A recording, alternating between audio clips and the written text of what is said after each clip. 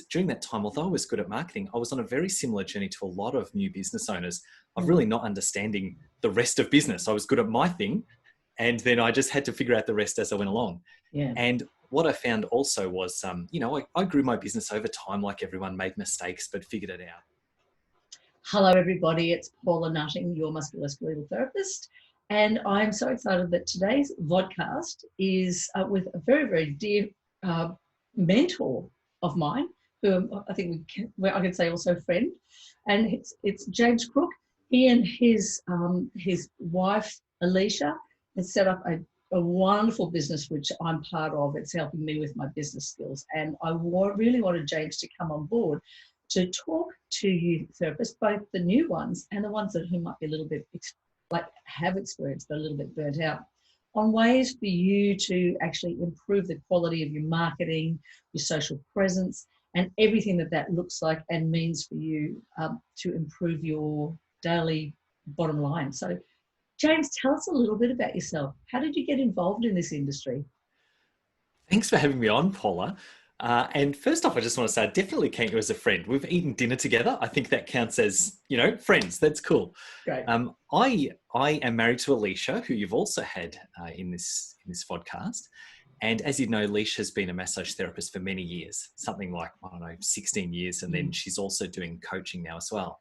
Now, we got married before she even started. So I guess my initial rubbing shoulders with the industry was through Elicia. I'm not a therapist myself. But while Elicia was running her business and growing her skills, I was actually running my own business in digital marketing. And way back then, this is like 2003, digital marketing meant computers that were like big boxy things with those big, you remember what they were like? They took up a whole desk and made all this noise. And really, digital marketing meant websites back then. There was no social media yet. It's like difficult now to even imagine what it was like before Facebook and stuff. But if you can remember back that far, Yellow Pages. Email. Yeah, Yellow Pages. And there was email and websites. And so I started a business building a lot of websites. I was good at marketing. That was part of my training. I'd studied journalism and that kind of stuff. But really what I found was during that time, although I was good at marketing, I was on a very similar journey to a lot of new business owners of really not understanding the rest of business. I was good at my thing, and then I just had to figure out the rest as I went along. Yeah. And what I found also was, I grew my business over time, like everyone, made mistakes, but figured it out and did all right. I ended up with a great little agency, handful of staff. And we did work with some really big names like Deakin University and local councils and other national businesses, as well as just hundreds of small businesses every year. And during that time, it was also when social media started. And we saw this massive change in the way that marketing happened online. And I had Alicia's little massage business as kind of my personal experimentation place. And I used to learn all this stuff. And rather than try it out on my paying clients, I would try it out on Alicia's thing and then see what worked and what didn't. And that's how I kind of would just have a bit of fun and learn about marketing. I can't even remember when Facebook hit the... Look, you're testing me here. Flyers. Yeah, I think Facebook itself started in around 2006. Don't quote me too seriously on that. But it was one of those things where for a few years, it was just sort of this thing in America. And then it was, it was like, a few people are on it. And then there was no businesses at the start. It was just people. And it was a crazy journey. And even just the smartphones, when we had to have big desktops, even laptops were kind of rare, right? We all had these big desktops. And then all of a sudden, it seemed like only a couple of years later, every second person had a phone in their pocket that was like more powerful than the desktops we had 2 years before. Yeah. And it was an absolute revolution in the way that marketing and communication in general happens. Yeah. And it's in the big scheme of things, that is so quick. 10, 15 years ago, we lived a totally different life in the way we communicate with the people around us, our friends, our family. And it's even kind of hard to remember what that was like because we're just so embedded now in phones are everything. Yeah. So, and when I went through, it was Yellow Pages, it was and White Pages as well. You were doing letter drops. Now, tell us, what are the best and cheapest ways that therapists can market their business nowadays? I love that you're getting me back on track there, Paula. It's absolutely awesome. It's my job. That's it. Media is still a really big force for being able to connect with potential clients. And social media can be used for free, or you can pay for ads. There's a whole lot of different stuff that people can do there. And if you're specifically looking at online, I know it's a big brush stroke is just to say social media is the thing, but it is a really powerful place to just literally connect. If you're looking a little bit more specifically at using it in ways that are free or very, very cheap, a great way is to get involved in groups. Most postcodes or local areas have like local postcode groups that are literally just sort of social groups of people, complaining about, well, I know our local one here, people complain about the tourists in summer, and then in winter they complain about not having enough tourists to pay the bills. This is the kind of stuff that goes on. The trees falling down over the roads and the kids' school fates and all that kind of stuff. And just becoming known in that local community, and then sometimes sharing things that you might be doing at work, having little offers in there, not too spammy, but just like literally sharing what you're doing, can be a really great way of just for free becoming known in the area. That's a good point. So that's really social media can be really great. Yeah, that in the groups, I know that I'll every now and then, I'm in a couple of our groups, the local suburban groups, and again, you'll see someone will say, I've got a back pain, or I've got something that can anyone recommend. So you're right, they are out there. So it's definitely. And the more you become known, the more you get recommended.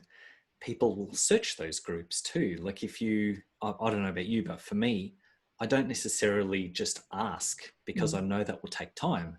I'll actually search and see if someone else has asked the question before, and then just look at the recommendations they got. Oh, wow, okay. So being able to kind of keep that up in the group is really, really great. So how would you get to get new work? How would you get them, aside from just like trying to jump in with 20 other therapists who all say, yes, I'm the best person for piriformis syndrome? How else, like what you were saying about them trying to be more engaging, like having coffee with people in those groups, or like what's the way to be known versus, like, so they actually know you? It's a good question, and that will look a little bit different for all sorts of different people. But one of the things that you've got to recognize is that familiarity breeds trust. And this is why, if you think about something like council elections, local council elections, lots of people in the community don't have a clue who the local councillors are. And so when it comes to voting, we'll have to vote, but literally I've never heard of anyone on that list. Like they're just randoms for a lot of people. And so one of the main ways that councillors get votes is just by putting up photos of themselves down streets. And they've got nothing to do with what they stand for, nothing to do with their platforms, anything. It's just a photo and their name. And what they know is when it comes to the polling booth, if you're just looking down a random list of names and then there's one you recognise, you're way more likely to vote for them, even if you still know nothing else about them. Okay. And this is just it's just a psychological thing. Humans are bred like this, that we tend to trust people who we are familiar with more. And so if you're in groups regularly, and not spamming, but I just mean like even just talking or connecting with people about totally other stuff, commenting on people's posts, and just generally being a nice community citizen, people will know you more. They'll recognize your name and your face a bit better. And so when that post pops up and says, I've got a sore back, who do you recommend? Especially if one of your clients happens to recommend you, you're not just recommending yourself. It's like, oh, that's that person I see in the group all the time.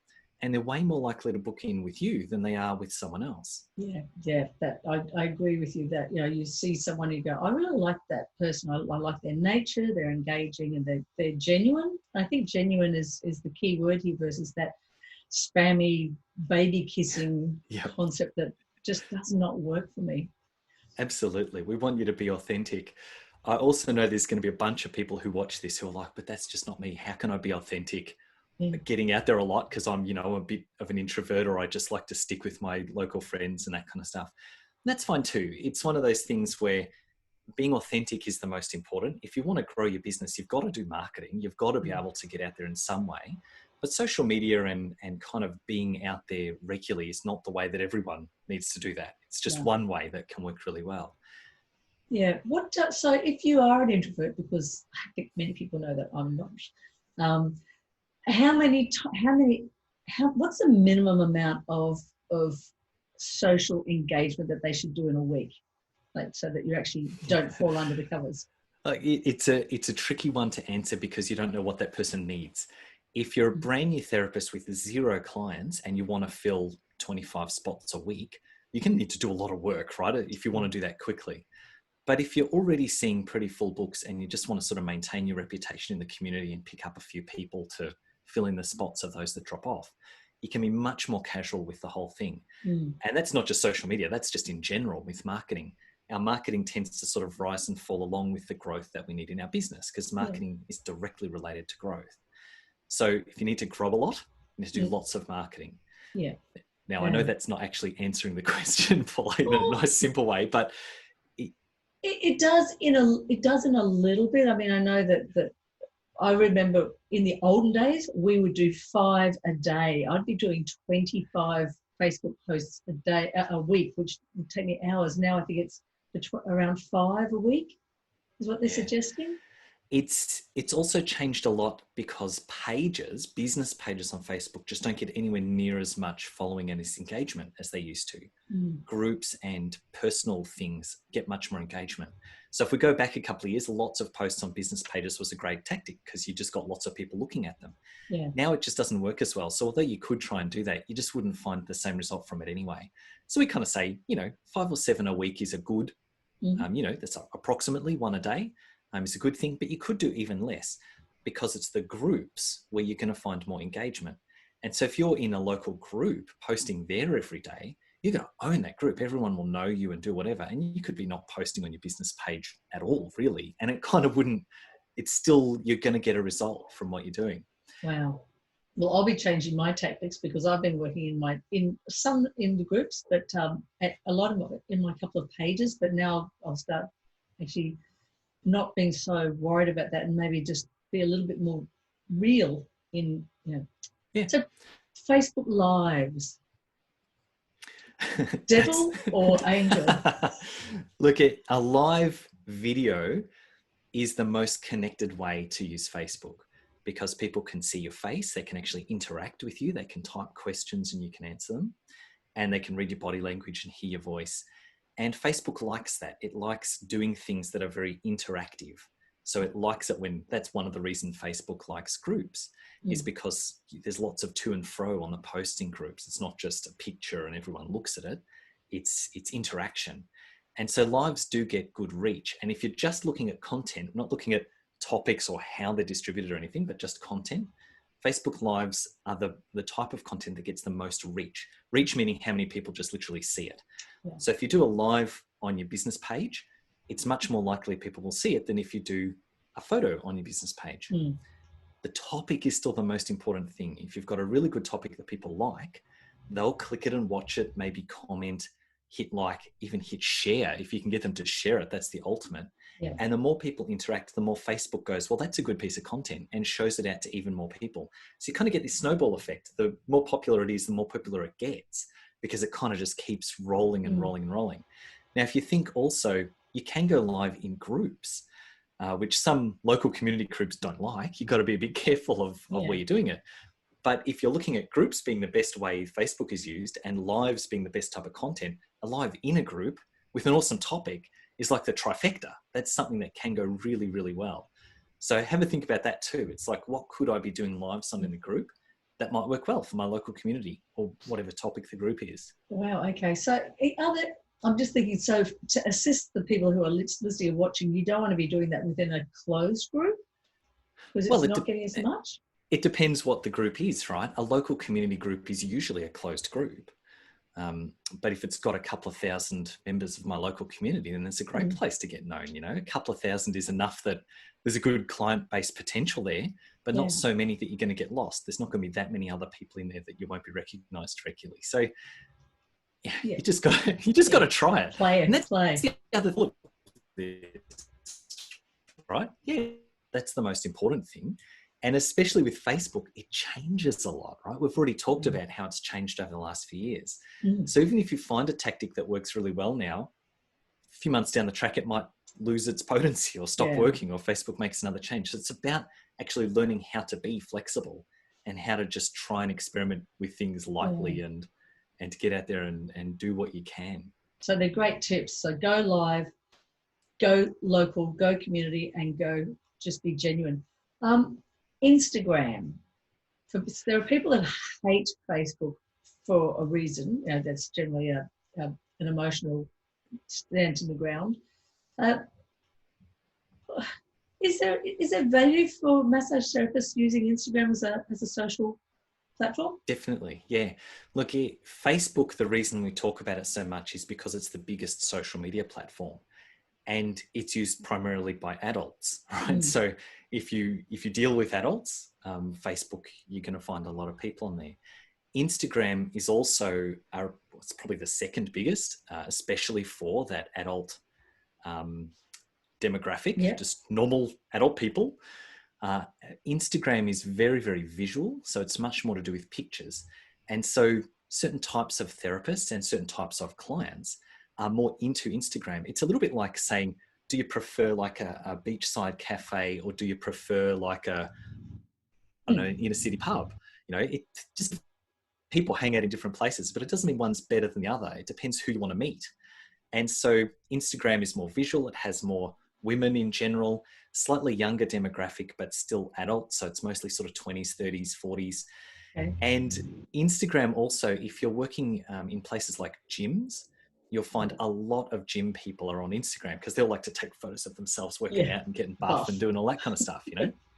So that's fine. If you want to connect with those people, maybe you need to jump on Instagram. The great thing about Instagram right now is it's owned by Facebook anyway. So there's good connection between the two. You can post on Instagram and have it automatically show up in your Facebook feed anyway. Yeah. And if you're doing paid ads, you can literally just send the ad to both places from the one account. You just create the ad and say, I want it on Facebook and Instagram. Yeah. So it makes it quite easy. If you're looking for where the cool kids play right now, it's TikTok. I don't know if you've... Yes. TikTok is like the fastest growing thing ever right now as we're recording this. And I think COVID has had a big bit to do with that as well. People are like, oh, I'm bored with Facebook. I'm bored with Insta. What's this amazing new thing? And they're all over TikTok getting into that. Whether that's useful for business or not, it still remains to be seen. But social presence. So we can't. Yeah. So if you're planning to do a TikTok on treating someone in the clinic, I probably wouldn't, because you might be breaching a whole lot of privacy issues. Yeah. But if you want to do TikTok on how to stretch or do something to yourself, knock yourselves out. That might be a great way to get yourself known. And look, it's familiarity again. If you really were to look at that as a tactic, and I don't really think it's the best one right now, but the thing to think about is if you're the kind of person that wants to play with TikTok anyway, then getting on there and just becoming known can never be a bad thing. Yeah. If you're sitting there going, oh, I hate Facebook, then TikTok's not going to be a better option. It's just not. You're going to hate it more. Yeah. So it's more about, like, if it's the kind of thing you would be doing anyway, then do it with volition. Do it on purpose. Yeah. And make sure it's going to work for you. So if you're someone who doesn't like social media, like you're not so much, if you're I don't want to do anything online, I'm really uncomfortable, what other marketing activities would you suggest for them to get themselves clients? Sure. So a really good way of getting offline clients, like not thinking about anything online at all, is to use the other networks that you have in real life, in connection with people. And so I call this like referrals and rebookings. Mm-hmm. And the first thing is to look at the clients that you do have and make sure that your rebookings are really strong, because having a way to be able to get someone to come in more than once and even to become an ongoing permanent client, if that's right for them, is a fantastic way to grow your business. It means every new client you get in the door, instead of just having that one treatment from them, they become like an asset to your business. And over time, as you get more and more clients on your books, your business just becomes more and more stable.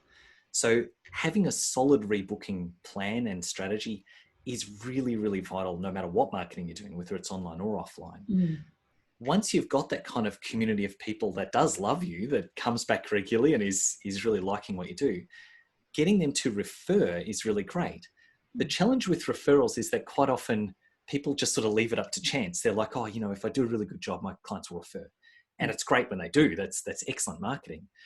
You can also, as well as that, offer incentives for referring. So you can create things like little gift vouchers, which you would give to your existing clients and say, this is for you to give to your friends. You know, it's a 50% off voucher or a $30 off voucher or something. I'm giving you two. They expire at the end of this month, so don't make it too far away. If you want to give those to your friends, that'd be great. And your client doesn't even necessarily need an incentive themselves. Some people will do that. They'll like give them a $20 off or something for referring. But often it's not about that. It's about them being able to just have an excuse to go and tell their friends that you're so fantastic. And giving their friend a voucher gives that client enough of an incentive themselves to be able to do that. And if you look at it, if every one of your clients referred to just one other person, you'd immediately double your client base. And if you've got a good rebooking strategy, then that's going to just continue on, because every new person that comes in, they might get a referral gift as well for someone else, and you can build a great strategy that way. Have you got any other great strategies, like when we're talking about rebooking? I have my own personal strategies, but what are your thoughts on a variety of ways to get people to rebook versus putting their hand behind their back and marching them out to the schedule sheet?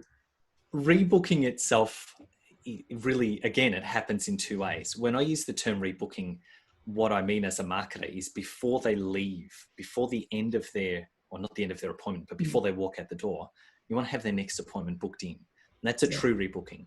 And so for some people, they only still book one appointment at a time, but when they come in, they're on the table. You might be talking about what it would be like to have regular treatment. And, this is the kind of thing that's been recurring, hasn't it? Your job obviously leads to a bit of RSI. So, part of my recommendation for you is that we look at doing this every month or every 6 weeks or whatever it is. Now, again, you've got to be kind of careful to tread that line of, it's got to be something that's actually useful for them. Now, personally, for a standard massage, I just believe massage is always useful for someone. Even if they don't have a specific problem, a massage can't be bad, right? It feels good. So it's fine to rebook them. If you're doing something that's a little bit more clinical, you do just want to make sure that there's an actual reason to rebook them. But then, assuming that that's the case, having a very easy nature of being able to recommend when they should come in is just kind of your role as the health leader in the room. Like for me, not being a therapist, I've got a problem. I sit at a desk too much, so I get a sore back. I go see my massage therapist. I kind of want them to give me the advice that's going to make it easiest for me to not be in pain anymore, right? So for them to say, come back every month, I'm like, great, that's what I need to do. Sweet, I'm in. And that's the attitude that you want to bring as you're making recommendations. It's just, I'm the authority in this space. I'm the massage therapist. I know what's going to be best for you. This is what I would recommend. And then when it gets out to the actual treatment, out to the reception then, after the treatment, it's as simple as just saying, I'd like to see you again in a month's time. When can we book that in? And the person can still say no, or, oh, look, I think I'll leave it. And that's absolutely fine as well. We're not going to twist their arm. No. But you want to make it as easy as possible for them to say yes. So being able to just say, can I book you in a month's time? That would be Thursday the whatever at 10 a.m. Does that work for you? And all they need to do is say yes. That's the best thing. Yeah, I agree with you there.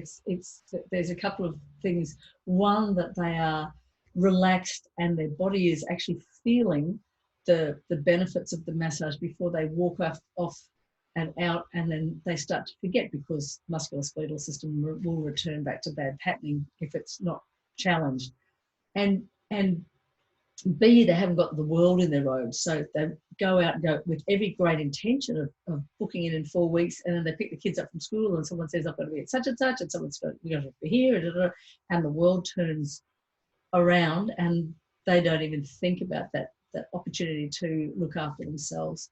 So I think that, like, if I can encourage every single massage therapist to at least give their client or patient the opportunity to have that time when you think, either back in 4 weeks' time, in 6 weeks' time, even if you do a 4 year, every 12 weeks, a maintenance, you really should be looking after your clients' wellness and their biopsychosocial levels, and going, let's book it in. Are you good for Tuesday or Thursday? Which is the best day for you? These are my availabilities. So I think that we really have to lock them in before life gets in the road. Definitely. And, some therapists have a model of booking people in at the same time every month indefinitely. Like they'll book them 12 months ahead. It's like the first Thursday at 10 a.m. is your spot. Yeah. And they'll book them in way ahead. And some clients love that as well, because they know they've got that regular thing. They kind of have reassurance for themselves. Yes, I am looking after myself. So you certainly can step into that space as well. The other side of rebookings is if they don't rebook before they leave, then we call it a recall. We want to recall them back into the into the fold. Mhm. So it's like they're an active client in inverted commas, but they don't have a future booking. Then it's an opportunity to just contact them and see if they want a future booking. And so we would have a regular cycle of maybe once every 4 weeks or once every 8 weeks, just sending them an email or a text that says something like, hey, I noticed it's been a while since you came in. If you're feeling great, that's fantastic. But if there's anything you want work on, I've got a few spots. Yeah. Here's a booking link, giving them an opportunity to rebook themselves in. But just that kind of reminder, sometimes you can even give them a phone call if you really want to follow up well and create a strong connection. Getting on the phone and actually speaking with someone is by far the best way of doing it. And you'll find that good customer service just increases your bookings. And again, it's still fine for people to say no. Like, you can call them and they go, oh, look, I'm feeling great, thanks. Or even, I found another therapist, like, oh. Yeah. But it's still better to call them and offer that service, and for them to say no. That's still great service that you're giving them. Yeah. And enough people will say yes, that it serves you, it serves them, it makes the business work well, it looks after their health. There's a whole lot of positive benefits to that. And even more so than just saying, oh, yes, I'll book you. The amount of times that I've made a phone call, I have an automated system anyway, and most therapists out there now will have chosen an automated. So you can just punch it in for every 6 weeks, or, from the last time you saw them, and exactly put that automated, how you're going. But the amount of times that I would also just think, I'm going to give so-and-so a ring, and they go, oh my God, I'm so glad that you rang me, because, and then they talk it through. And then we can make that appointment over the phone. And the other thing that I want you to, I know that there are quite a few therapists out there that I've spoken to, and they say, when someone rings up and asks to get a treatment or wants to book in a massage, quite often they'll say, oh, okay, we'll just go onto my online calendar and pick a time. And they don't want to engage at that space. But I think that that's the most important time to engage. I'll always stop and ask, can I have your name again, please? What seemed to be the problem? Or I'm just driving, do you mind if I pull over and give you a ring back in 5 minutes so that we can discuss what's going on properly? And I think that is what sets you differently to anybody else that is that gets a phone call, that you're actually showing, providing you do want to show some kind of level of interest. But if you do and you're fearful of taking their time, ask, have you got a couple of minutes so we can discuss it? So I think that you guys also recommend that kind of process as well if someone makes a phone call. Absolutely, yeah. It's something where the first interaction people have with you is your chance to create a great impression. And so we'll often talk about, like, if people don't book themselves in online, if they do, that's great. But sometimes if they don't, what they'll do is they'll call. And a really common question for people to ask is like, how much is a 60-minute appointment? Like, it's just a pretty standard way of opening that dialogue.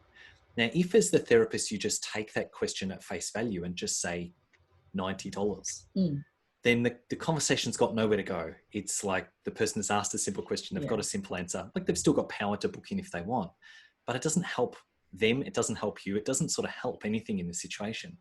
So what I would recommend is, instead, you already behave as though you are helping them, as though you're the therapist. So someone rings and says, how much is a 1 hour appointment? And you say, what have you done? Why? What's going on? I can hear people ask for a 1 hour appointment if they've got some kind of pain or constriction. Tell me a bit about it and I'll know more easily whether you're going to fit in right, whether a 1 hour appointment is right for you, whether we should be looking at my therapy or whatever. Tell me a bit about it. Yeah. And already you're starting to build trust. You're starting to diagnose, in inverted commas. You're starting to hear a bit about their story. And if they bother ringing anyone else, they probably won't. But even if they do and someone else just says, hey, it's $90, then who are they going to go to? Even if the other therapist is $20 cheaper, it's like, why would I go to someone that doesn't care? That's probably going to do a bad job. I've got no idea what they're talking about. Yeah. Whereas you've engaged with me, you've talked to me a little bit, you've given me some advice, so I trust you a bit more, and I've got a booking at the end of it. Sweet, I'm there. Yeah, exactly. And thinking about them as a priority. Example, I'll have had a client that will ring me and say, I haven't seen you before, I've got a problem, can you fit me in? And I go, look, I can't. But if you get onto the Massage and Myotherapy website, then you can have a look on there, whatever suburb, or I might refer to a couple of therapists that I know, look up so-and-so or so-and-so. And look, maybe 1 in 10 will come back and actually see me because they respected that. They said, oh, the other person was fine, but we still wanted to see you because you actually showed interest and engaged. So, okay. Yeah. Yeah. And it builds your reputation anyway. Even if you are referring someone on, that person has still had a great experience with you. They've heard your voice, you've been friendly, you have helped them by referring them to someone else. Yeah. And that's great. What's your thoughts on Google reviews? Oh, look, reviews are excellent. I have to put a little pin in this and say that some of the associations don't like or encourage reviews for reasons that are their own. As a marketer, reviews are gold. So if your association allows it, I'm definitely pro getting as many reviews as you can. Yeah. Things like Google, it's fantastic to get reviews on Google because if someone is searching for you, which is another great way of getting clients, we haven't really talked about that. But if someone is searching for, massage therapy in your town name and your name comes up, if you've got Google reviews, it will show your star rating underneath the result if you've got enough of them. And so if it comes up and says Paula Nutting and underneath there's a 5-star rating, that is just awesome. Yeah. And reviews themselves are also really good social proof, we call it. So people are wired differently and some humans like hearing what other humans have liked. It's just a way that we make decisions sometimes. So being able to read a review that says Paula Nutting is fantastic and I came in with a sore back and now I don't have it anymore, she's amazing, makes me think, well, I've got a sore back. You helped that person, you can probably help me too. Yeah. So it's really, really good marketing. It's also good if you've got them to be able to like copy and paste them onto your website or even onto social media, like just publish them out there anywhere you like. Facebook is another place you can get reviews actually inside Facebook. And it's the same kind of thing. If someone is referred to you in Facebook, they'll see the actual star rating as well as read the reviews and that kind of stuff. So Facebook, Google reviews are really, really good. Is there a really quick way to explain to therapists how to actually send an email or how they can encourage their therapists, their clients to do a review? Yeah. Again, you have to actually be careful ethically with this. You want to ask for reviews, but you should never reward someone for giving a positive review because it can be seen as incentivizing them. Yeah, a bribe, It's like, I'll give you so much money or something if you write me a 5-star review. Starts to get a little bit kind of... But just sending an email saying, can you review me with no promise of incentive or anything is absolutely fine. It is also something where, like personally, I find it fine to say, I'll give you a discount or I'll give you a whatever, an upgrade if you review me, but it doesn't have to be a 5-star review. Like it can be any review. The incentive is to do the review, not to make it positive. To me, that seems fine as well, right? Because you might encourage some reviews. Even without an incentive, literally just sending people a link to where they can review you and asking them to can work really well. And stuff like if you've got a waiting room and people are sitting there for a few minutes, just having a sign on the desk that says, would you like to review me or give me a 5-star review on Facebook? This is the way to do it. People are sitting there waiting anyway, right? If it's not their first visit, then they might be fine to just write you a review just because they like you and they want to help you out. It's okay to leverage that. So I want to just remind people. Because I think I've seen occasionally, there's one therapist that I've been to here in Brisbane, and I noticed that at the end of, I get an email that has I don't know if it actually has a receipt on it or not, but it says, I hope you really enjoyed the treatment. I would be more than, it would be wonderful if you could do a review. And actually they had the link that I just clicked on to send me through. It's easy for therapists to find that link. It's perfect to send that email. It's not necessarily particularly easy to find that link, but if you Google it, there's instructions on how to find it and send it through. Sure. Facebook reviews are quite easy to find. The Google reviews, you've got to go to Maps, find your location, click on reviews and copy and paste something from there. So it's not hard, but you might want to Google and just watch the step-by-step if you're not in there all the time. Yeah.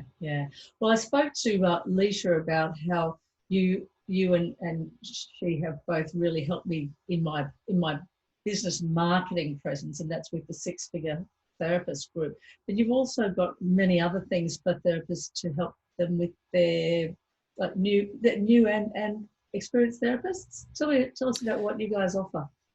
Sure. Well, we offer a bunch of coaching programs, but if people have literally never heard of us before, like if you're in this group and you're like, who is this guy? A good place to start would just be to go have a look at our website and check out our book.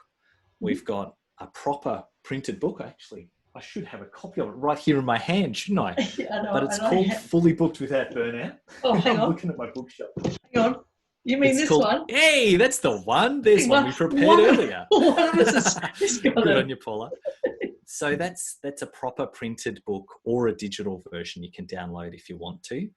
It is Australia's #1 business book specifically for massage therapists. It's something Elicia and I wrote based on her experience running the clinic, my experience running a marketing agency for that long, and now the coaching that we do with hundreds of therapists every year. So that's a great place to get started. It's really designed for people who are wanting to grow their business. So if you've just started, absolutely awesome. Even if you're a few years in or a few decades in, but you're kind of like, look, my business side of what I'm doing just needs a bit of a boost. It's a great book to be able to read and just hear that story and flow through with what it is. Yeah, I agree. That was like, I've been around for a little while, up 26 years, but I found that there was just little bits and pieces like how to funnel things effectively and how to just make it flow a little bit easier. So many experienced therapists will be in their clinic for 30 plus 40 hours a week just with clients and patients because they are you booked out. You just are booked out. And then by the time you go, well, I just need some space for me, it was actually to allow me, you guys actually allowed me to clear space, not to create volume. So that's what I like, that, this is not just for a newbie, it's for everybody. Yeah, that's awesome. Because a huge part of what we do is we kind of look at, sometimes in order to be productive, we just think we need to work more and more. And although that can kind of work for some people for a short time, long term and in the presence of having a life outside of just work, it's not particularly sustainable for a long period of time. And so we kind of look at, in order to be more productive at work, we need to be able to use the work time more efficiently and effectively to work smarter, not harder, as they say. Yeah. And then to also use the other parts of our time more effectively as well. So we actually say things like relax with excellence. So then when you get to work, you're refreshed and you're ready to work with excellence. Yeah. And just being able to kind of have different types of habits, different people have balances in different ways, of course, but having the ability to be able to say, this is my entire life and these are the things that I value. Work is one of them, income is one of them, helping my clients is one of them. And so I need to be able to put the right amount of effort and energy into those as well as time and get the maximum input, get the maximum output from the inputs that I can put into it. And setting up small schedules or tasks or just routines, systems, all those great things that you don't learn when you complete your massage qualifications, whether it's Cert 4 diploma or advanced diploma. That the business skills they teach to a level, but they don't actually teach the structures behind it that we all need as we get out here and into the real wild world. It's totally true. And I kind of think like the role of a massage diploma or certificate is not necessarily to teach a bunch of business skills, but the challenge is that so many therapists do end up working for themselves. It's like, I don't know the percentage, but it would be high, right? It's a very much self-employed profession. It was about 85% a handful of years ago. I think it's still probably up. It's still up in those 75. I can totally believe that. Yeah. And so what happens is you kind of find these therapists that have learned all the hands-on skills. They're really passionate. They've got some experience. And it's like they're thrown off a cliff into the business world, but they don't have wings for flying. They've got arms for doing massage. Yeah. And instead of actually offering them help, the kind of old school massage colleges will just be like, just flap harder, just work harder. And if you treat more people, your reputation will just grow by itself. And as they're plummeting to the ground, I'm like, come on, surely there's some more skills we can give these people to help them actually fly. Yeah. Yeah. And you guys, hard. You just need to do the right things. If they go onto the website Massage Champions, that's massagechampions.com. That's the best place to find it. So I've asked this question to everybody else that I've had a chance to chat to, and I'm going to throw it at you. What would James Crook talk, if you could scoot back and whisper in the ear of young James Crook, what would you tell him? That is such an interesting question, Paula. And I guess I've probably got a slightly different perspective because I'm not a therapist myself. But I think back to when I first started my business. And for me, literally, I would give myself the advice of learn more about business. I kind of feel like I had a passion for what I did. It wasn't massage, it was marketing and web design back then. I did it quite well. I naturally grew a business, but it was like, I don't know if you've watched Harry Potter, but you know, there's the Burrows, which is the Weasley house. And it's just sort of like a rambling house with all these different odd shaped rooms sort of stuck on it. And I think that's kind of what my business was like. You know, it grew, but it didn't grow in a planned way. It just kind of had all these weird kind of things happening with it. And if I was to start again, I would just be like, actually just do stuff. Don't be afraid to take risks and do things, especially while you're young. Just do more stuff and think about it in the sense of what's this going to lead to? If you want your business to grow, just learn some business skills and make it nice and make it big and take that risk. Yeah. Especially for me, I think, you know, I've got kids and a mortgage now. It's much harder to take risks, right? I've got responsibilities.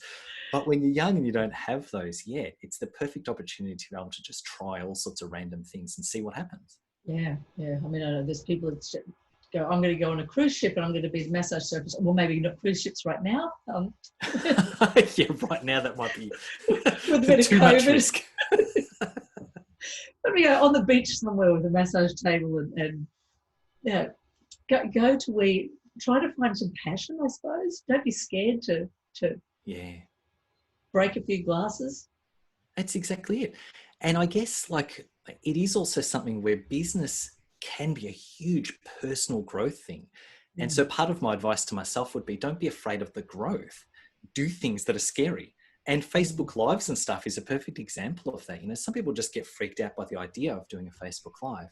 And so getting out there and doing it can be a huge personal growth thing. The stretch of just doing something we're uncomfortable with can make us bigger. We become bigger people internally, more able to handle more challenges next time, more resilient, more strength internally. And so looking at business as a fun challenge for me would help it to frame up so much easier to actually take on board those things and just tackle them and just continue to grow and have fun with it rather than be so stressed all the time about whether it was working or not.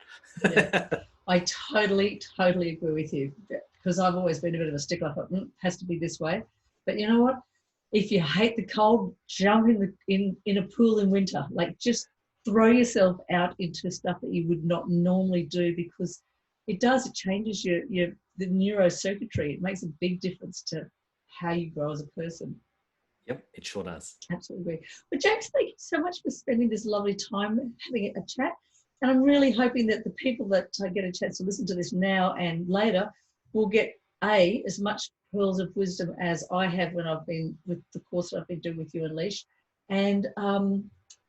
Elicia, and B, if they want to get some stuff from you guys, then leap forward, because it's a really wonderful program that you have for the Fully Booked Without Burnout and the Six-Figure Therapist. So yeah, I appreciate that, Paula. Thanks for having us on, and thanks for your kind words too. I really do appreciate that. And if people just want to have a chat, they can always message us on Facebook. It is the place where we're most actively monitoring. So what's the group called? Well, our group is called the Massage Business Support Network. Yeah, Massage Business Support Network, guys. And if you send a message in there, you could probably actually even write James Crook or Elicia Crook, and their names will come up. Yep. And then they will normally be with you in between 20 minutes and 20 days. No, they're not that bad. It's so true. If we're online, you'll get an answer like that. Yeah. And if it happens to be the middle of the night, our local time or whatever, it might take a day or two, but you definitely will get our attention. And it's a great group anyway, not just for us, but there's literally thousands of massage therapists in there sharing. That's right. Rubbing off on each other. Really good. Mentoring at its most genuine and innocent. Yeah, exactly. That's a good way of putting it. Well, thanks again, James. And thank you, Paula. I'll see you on the flip side. Hey guys, thanks for sticking around to the end of the video. I really appreciate it. What you could do is you could hit the subscribe button if you haven't already. When you're ready to take the next step, why don't you click the link below and get into more information about my mentorship program. and I'll see you on the other side.